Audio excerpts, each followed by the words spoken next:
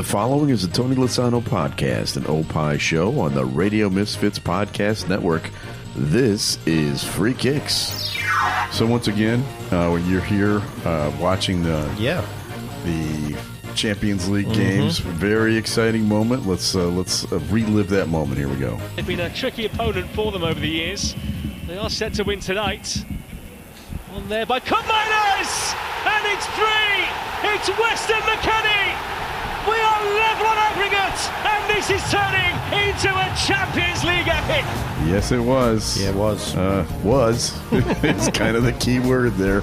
We'll explain what happened after this, because it's time for Free Kicks. And now, Free Kicks. Free Kicks with Illinois Youth Soccer Association's Director of Coaching, Adam Howarth, and Rick Kemper. So that was the most exciting Champions League matchup, I think, out of all of them in this past trench of games. Yeah, for sure. Juventus against Galatasaray. I think I said it right for the first time ever. Don't ask me to say it again. They needed 3 goals to tie. Juventus did, and they did in the closing moments, and it was our very own American Weston McKennie who tied it, and then they played the 30 minutes extra, and wah.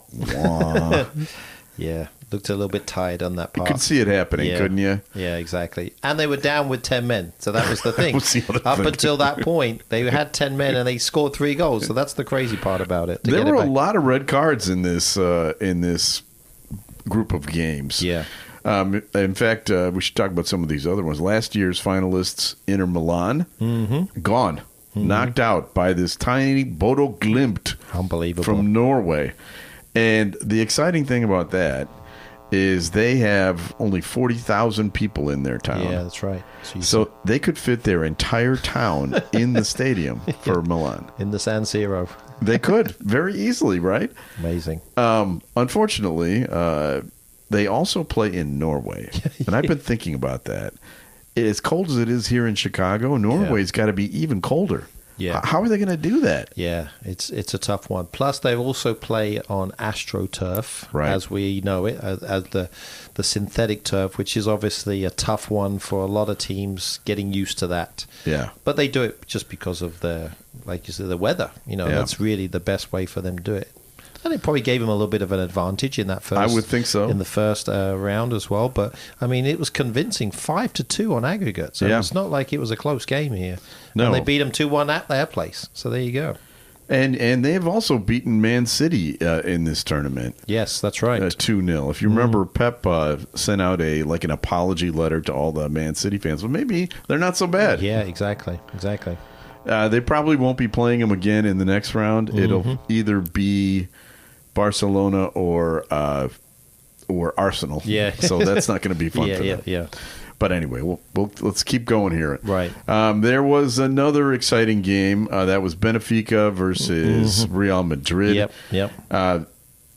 Talk a little bit about the racism claims that have been sprouting up about that. Yeah, there was a big issue in that first game, and unfortunately, that player, there was something that was said. We're not exactly sure what was said. Mbappe came out and said he heard it, but it was Vinny Jr. was the person that was claiming that there was. I think it was the big one. Yeah, exactly. The N one. Yeah, and that led to the player obviously now being suspended for this second leg. Right.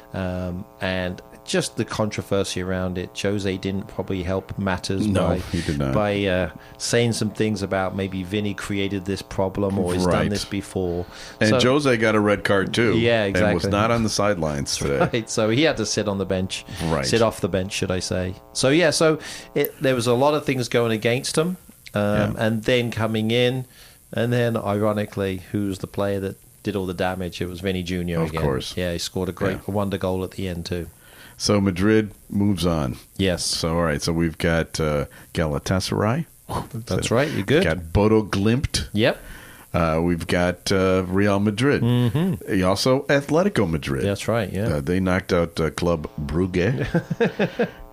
So that's 4. Now, Leverkusen was playing Olympiacos. Leverkusen has not been great lately, but they knocked out the Greek team, so they also move on. Yeah, yep. And then the games that we saw today, Newcastle won, so they move on, which means all 6 Premier League clubs that were in this tournament are still in the final 16. That's pretty impressive. Yeah, exactly. Then there's one Italian team, Atalanta. That was quite a game as well. Yeah, there was a red card there near the end, which was a bit crazy. It was 2 yellows. It was kind of a backward kick. He's trying to clear the ball. The other guy's going ahead it. Lots of blood everywhere. Kicked him right in the face. Yeah, but they ended up going. I don't think it was intentional, but it doesn't really matter. It was just an awkward thing. I thought it was a tough one. It was a second yellow, so that was the problem. I could see a yellow, but then they had to go to the screen and look at it. There wasn't any need for that. Just give me yellow and just let's get on with it. So that one went down to the wire, and Atalanta comes out on top. Yeah, big red. Another game with a red card was Monaco against PSG. That really hurt Monaco. Big time. Yeah, for sure. They had just tied the game. Yep. And it looked like they were, they had a chance to knock out PSG. They get the red card. They fell apart. PSG scored a bunch of goals, and bye-bye now. Yeah. So there's only one French team left also. Mm-hmm. So we were figuring this out before we went on the air. You got 6 English teams. You got 3 Spanish teams. That's right. It's 9. You've got 2 German teams. Yep. Then we have the Turkish team. Yep, 12. The Norwegian team. 13. The Sporting is a Portuguese team. Yep, 14. Then you've got 1 Italian. 15. And 1 French. Yeah, that's it. 16. Right. We got 16 teams. Yeah. So we'll find out what the exact matchups are, because explain this. This is going to be done on Friday. When this episode comes out on Friday, you'll probably have heard who the matchups are, but explain the weird way they're doing that. They're putting pots together, so you're matching the 1 and the 2 with some of the higher pot teams, and then you're going to get potentially a 1 versus a higher seeded team. So you'll see it probably work out, but you may not necessarily truly get the number 1 against the 16 or whatever it may be. Right. But they'll be in there against a high seed. So Arsenal's probably going to get, I think we talked about either a Bodo Glimt or probably who would be the other one. I can't remember who it might be, but they're going to get one of these. It's I think Atletico Madrid. Madrid. So they're 2 of the higher seeds. So there's a good chance they'll get those. We'll find out Friday. Yeah. Sweet 16, and we're moving on. So we'll see. So that is your update on the Champions League. We should also talk about this. Premier League football. What's happening on the pitch? So now, there are 6 teams. Think about this, though. 6 teams in the Champions League. That means all of these 6 teams have extra games that they have to play. Yeah, that's right. And no one's really got an advantage towards the top of the table. Yeah. Well, here's the funny thing. This is interesting. I know we didn't chat about this. But there's a possibility, I saw this today, that there could be 7 teams from England in the Champions League next year. Oh, because Nottingham Forest could win the Europa League. Yeah, so you have all of these teams that win and win. Yeah. So it could be Forest, if they win it. Villa could win it, potentially, whatever, depending on if they drop down. But we're going to get 4 in. Definitely probably looks like a 5 because of the coefficient. Right. And then if we have, let's say, a Tottenham. Yeah. If they win the Champions League. Right. Because they have to defend it. That's right. So that could be the 6th. And then you have the 7th team potentially from the Europa League. Wow. So it could be kind of cool to have 7 teams. Yeah. But they've proven they're good enough in the Champions League now by having 6. So that's pretty good. But haven't we agreed that math should not be necessary to be a fan of football / soccer? You're seeing our math being worked, and it's not good. Yeah, exactly. Yeah. So there are 3 major races happening in the Premier League. All of them are exciting, I think. Yeah, for sure. So right now you've got the title race. And Arsenal is getting to that point where you think that they're trying to lose it again. Yes. They went up against Wolves and had a draw. Yeah. That was big. That was a big one, yeah. And now they are only 5 points ahead of Man City, and Man City has a game in hand. That's right. It could be potentially only a 2-point lead. Exactly. Now, luckily for them, they played Tottenham. They do. And they beat Tottenham, so that gave them the win that they need. So that's true. That may have given them a little bit more confidence, which is good, because I totally agree with you. There was, I think, a lot of people were getting worried, especially after the draw with the Wolves draw. Yeah, it was just that was a tough one. Well, you can smell the panic on Arsenal fans. Yes, you can smell it. Yeah, and I don't blame them. Yeah, I felt the same way last year at Liverpool. I thought, are we going to find some way to blow this? We did not. Yes, but that's the top race, and it's either one of those two. Yeah, I agree. Villa is technically still capable of doing it, and I just don't think they're going to. Yeah, I think they're still fighting for fourth because they're only 3 points. That's actually a good point. They're 3 points ahead of Man United, and statistically they've not come out very well. They've been struggling in the games. I think they've only won maybe 2 games since the start of the year in the league. Right. So they've been struggling. Yeah, I think I'm looking at their last 6 games. They've only won 2. So looking at that, and with Manchester United, who have won 5 of their last 6 games. Michael Carrick. And Chelsea's won 4 of their last 6 games. Yeah. So they're breathing down their neck. Liverpool won their last 2, so they're moving in an upward direction. So if I'm a Villa fan, I'd be a little worried. That is true. I hadn't thought of that. And then last year they were in the top 4 for the whole year, and then kind of drifted out at the end. Exactly. So it could happen again. But you just mentioned all the teams that are in the hunt for that 4th slot. Yes. But as you mentioned also, you may not need to be in 4th. Yeah. 5th might be good enough. I think 5th will definitely get you in, and then the 6th place team will be in the Europa League. And that's what happened to Villa last year. Right. Okay, so there's the battle for 4th. Then there's the battle for relegation, which, a couple of weeks ago looked like it was over. Yeah. And it's not at all. West Ham has been playing quite well, and Tottenham now is only 4 points safe, and Nottingham Forest is only 2 points safe. That's right. And both of those teams, are sweating it. Both of them firing managers left and right. Yeah. Right. You get to that point, you got to, right? I agree. And again, you look at it. I mean, Tottenham have not won a game in their last 6. Yeah. So that gives you an idea. Whereas West Ham have 3 wins, 2 draws, and 1 loss in their last 6. So that's why things are getting close. Yeah. And Nottingham Forest, although they've only lost a couple, and they lost on the weekend, they've only lost a couple in the past 6 games, and they fired their manager. Right. If I'm Tottenham and if I'm Nottingham Forest, I'm extremely worried. Yeah. And even Burnley is showing a little bit of life. Yes. Big tie for them against my boys Chelsea. Yeah. That's costing me a lunch in the office because Mick says I gave Mick the draw and the win. Yeah. And then, of course, Chelsea gets their 6th red card of the season. Yeah. And we end up drawing right at the end. I sensed it. I felt it right at the end of that game. Sean, my son, is a big fan also, and he was saying exactly the same thing. Yeah. You can smell it. Yeah, exactly. So Wolves are the only ones I think are out with 10 points. Burnley, they still need to win a couple more to get back in it, but they're showing a little bit of life, a little bit of... I have some connections in England. Yeah, you do. And I have been talking to my friends about planting microphones in the office of the management so that I can overhear the discussions that they have with the coaches. I'm not going to identify the team. Yeah. Just because I don't want my friend to get in trouble. Okay. But I do have some audio to share with you. Okay, this will be good. Yeah, here we go. Morning, sir. Morning, gentlemen. Morning. Thank you. Good morning. Sit down, too. Now, Rawlinson, we, the directors and I, have been considering the club's recent results. Yes, sir.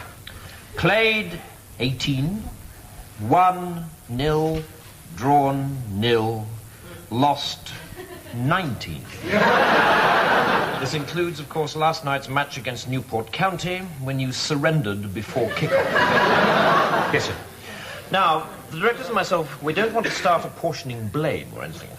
But we did feel that perhaps some new players... I signed 3 new players last week, sir. Ah, yes, so you did. Kevin Rawlinson, Gary Rawlinson, and Denny Hotchkiss. Fine lads, sir. Perhaps, but by some remarkable turn of fate, Rawlinson, all 3 are your cousins. That's a lie, sir. All right, so Denny Hotchkiss is your wife's cousin. He's a fine, promising youngster, sir. He's 47. Not until September, sir. And as for our so-called youth squad... Now, sir, I won't have a word said against those lads. I look on those lads like... Well, like a father looks on his sons, sir. They are your sons, Rawlinson. Coincidentally, sir, yes. I suppose that's why we signed our new left winger. Sir, that left winger is there for reasons of skill, pace and experience. And because she's your mother? There is a family connection, sir. She's your mother, Rawlinson. And she's 81. Well, she's young for her age, sir. But you know, all this, Rawlinson, would pale into insignificance if it wasn't for the question of our goalkeeper. Well, he tries his best. Tries his best? Rawlinson, how do you think we directors feel sitting in our box come a Saturday, looking down at our goalkeeper, running around in excited little circles, yapping and barking and pausing only to piddle against the goalpost? Oh, that's good. Fluffy's been in the family for years. I'm surprised you don't play your blasted cat. It's got a groin strain. I suppose this is it, then, is it? The sack. Another Football League manager fired. Now, Rawlinson, listen to me.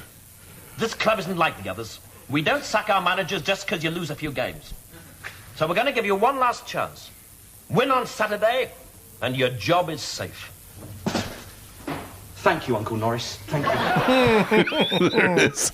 That's the famous soccer coach, Mr. Bean. Yes, that's right.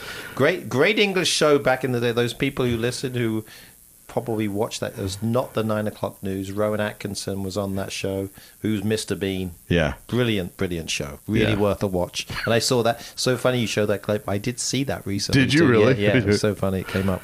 Yeah, it's actually not a real... oh, come on, it's true. That's why you could hear the laughing. Yeah, absolutely. All right, so I like to do a stat of the week, right. Which it's time for right now.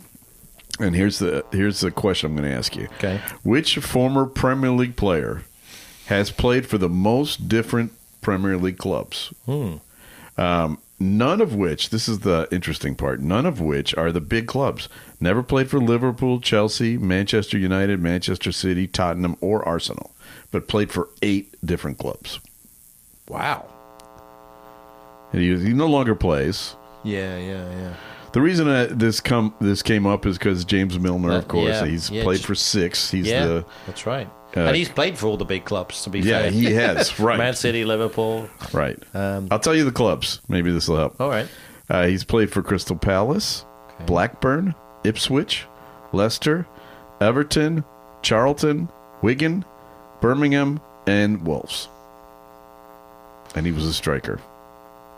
Yeah, I know. It's impossible. Marcus Bent. Marcus Bent, yes. Yes, 8 different teams. Wow, that's impressive. Yeah. All right. Free Kicks is brought to you by the Illinois Youth Soccer Association. Illinois Youth Soccer has been proudly serving the Illinois soccer community since 1975 and has a strong history of credibility. Illinois Youth Soccer is a non-profit corporation, official state association, and charter member of the U.S. Soccer Federation, administers U.S. Soccer Federation coaching programs, U.S. Soccer Federation Olympic Development Program, as well as U.S. Soccer Federation referee programs. For more information, go to illinoisyouthsoccer.org. Got a little tidbit of news. Okay. And now, the latest Chicago area soccer news. Soccer news. With Coach Adam. Yeah, so excited to kind of come to the culmination of our ODP program. So we're finishing up all of those with some friendlies in March.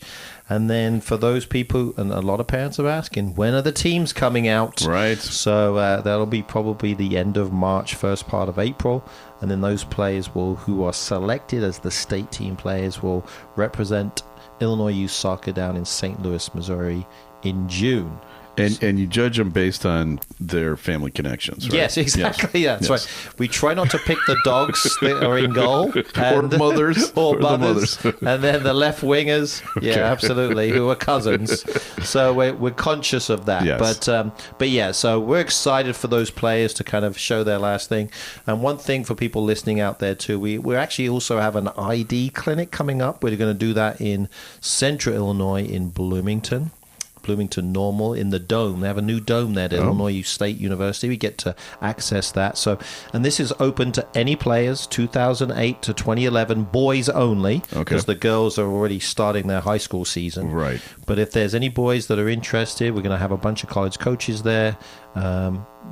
Just go to our website, sign up, and go to our ID clinic. You'll see that on March 14th on Saturday from 11 to 5. So hopefully you can do it.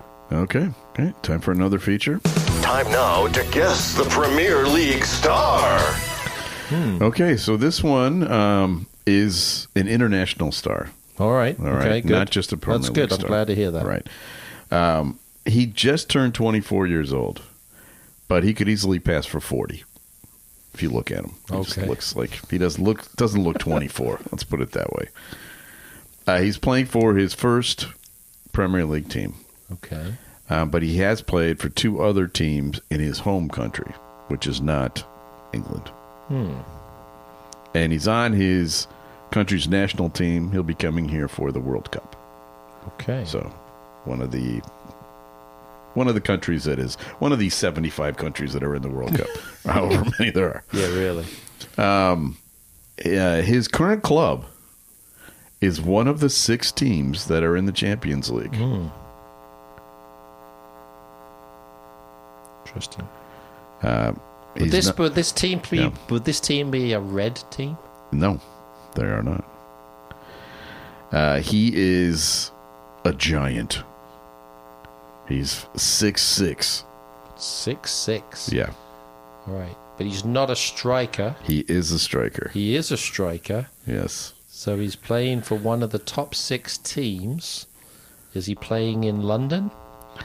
He is not. And his team is not in the top 6 in the Premier League. Oh, okay. All right. But they are in the Champions League. But they're in the Champions League. So he's probably playing... Is he playing with black and white stripes? Yes, he could be a Foot Locker employee. And he's of German descent? He is. Been a little bit in and out recently, but Yes. scored a few goals against... somebody mentioned, did you say carrier bag? No, it's Karabag. That's right. It's Karabag. So Yes. that's got to be a player I think that might have a good World Cup. We'll see. Nick Woltemade. That is right. You missed a couple of easy clues here. I could have told you that he is not a saint, but in Germany, little children put out their freshly shined shoes on his Saint Day, which is December 6th. Absolutely, yeah. And they're rewarded with little chocolates. Yeah, right. Yes, he's German. He is Nikolaus Woltemade. Yeah. From he was at Leverkusen, was he? Bremen. Werder Bremen, okay. Yeah. Yeah, played with them, and he's on the national team. Yes. 4 goals in 8 games. That's not bad. It's not bad. You know, I think he might do something. It's like that's the thing with the World Cup. You know, players who are okay, they just have a few good games, and then all of a sudden their stock rises. Right, James Rodriguez. Yeah, think exactly. James Rodriguez. Right, exactly. Yeah, and he's back now. I think they're looking at Minnesota United. I think he might be coming to play in the MLS. Yes, that's true. So it's amazing how these players kind of go around. But yeah, I hope he has a good World Cup, and hope he gets back in form consistently with Newcastle. Yeah, me too. Yeah. You know, we're talking about MLS. Yeah. The season has started. Yeah. Watched a bunch of games. Yeah. This is going to be a weird season for them too. Kind of like the last World Cup was, because it was in December. Right. Yeah. But for the MLS, which is the only league in the world that has this calendar, they're going to have to stop in their midseason, right? Take off 2 months. Yeah, basically. Yeah. And then start up again. Yeah. Right? Now the good thing is they've seen the light. Yeah. 26, 27, they go into the traditional calendar. They are. So they're starting in the fall and kind of going through it. So so get your January Chicago Fire tickets. Yeah, right. Yeah, they play their first home game this weekend. Yeah, so that's right. It might be a little chilly. I looked at the temperature, and I'm going to go to the game. Probably 30s. Oh. You ever played in temperatures like that? I played in Omaha, Nebraska in November. That wasn't fun. Ugh. So it was in the 20s. It was cold for sure. I remember my high school team. We made it to the state finals. Yeah. We were like finished in 3rd place. Right. And in that last game, I was rooting for us to lose because I couldn't take it anymore.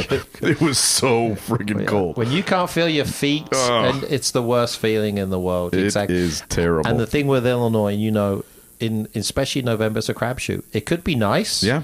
But it could be really, really cold. You could be freezing, so you never know. That is true. Now time for Adam's Weekend Soccer TV Tip.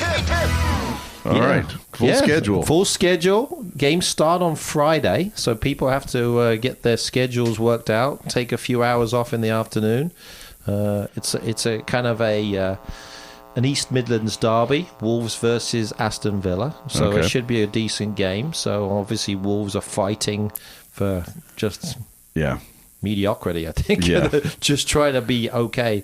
Yeah. And that could be a little bit of a banana skin for Villa because it's just a bit of a derby. So it was a banana skin for Arsenal. Yeah, exactly. So you never know. You go in a little overconfident in a situation like that. And it's at Wolves, so that may help them. But Saturday got some good games. You got Liverpool, West Ham, Newcastle, Everton, Leeds, Man City.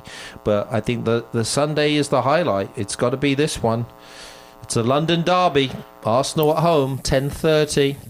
They're playing my boys, the Blues, Chelsea. Ooh, that is a big game. It's going to be a big one. So, by the way, have you looked at Chelsea's upcoming schedule? I haven't. I'm sure it's quite tough. Oh, my gosh. I don't even want to see it. You don't want to see it. The next 6 games are brutal. So, well, let's start it with a win. Exactly. Yeah. I feel good. I mean, they played them recently. They played them strong. It's at Arsenal, so... they were missing a few players back then too. So Cole Palmer's starting to hit some form, and we're getting back. We'll see. Although you're losing a center back for this game, right? Well, the only issue is if we just got to keep 11 on the field. If we stay with 11 on the field, it gives us a chance. Yes, you want the only red on the field to be the color of the Arsenal jersey. Exactly right. So we'll be all right. So it'll be a good game. 10:30 Sunday, March 1st. There you go. Okay. Free Kicks is brought to you by Green White Soccer Club, celebrating our 70th anniversary. We've been having meetings to talk about how we're going to do it. It's going to be quite an extravaganza. Brilliant. I can't tell you more. Okay. Because it's top secret at this time. Mm-hmm. But you can go to greenwhitesoccer.org to find out more about Green White. We have teams for every age group, starting at very young and going to very old. All right, we have people to thank. We need to thank our executive producer, Tony Lasano, with Opie Shows. Thank you, Tony.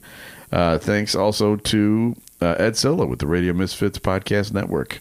Great Talk Radio isn't dead. It just moved to a better place, radiomisfits.com. And are we coming back?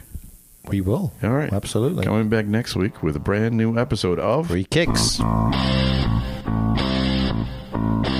The proceeding was a presentation of the Radio Misfits Podcast Network. Find our other great shows on iTunes, Stitcher Radio, and at radiomisfits.com.